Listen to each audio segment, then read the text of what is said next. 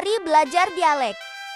Bahasa Makassar, Chapter 2. Bahasa Makassar adalah bahasa daerah yang identik dengan penggunaan partikel seperti mi, ji, ki, dan sejenisnya.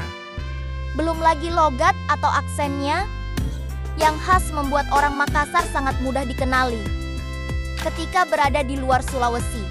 Sekeras apapun usaha orang, Bugis Makassar menggunakan logat Jakarta atau Ilugue dalam percakapan misalnya.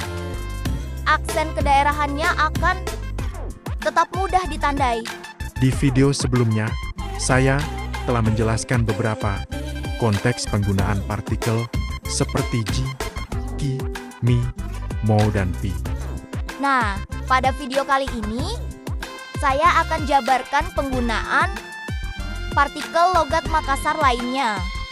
Lanjut, part 2.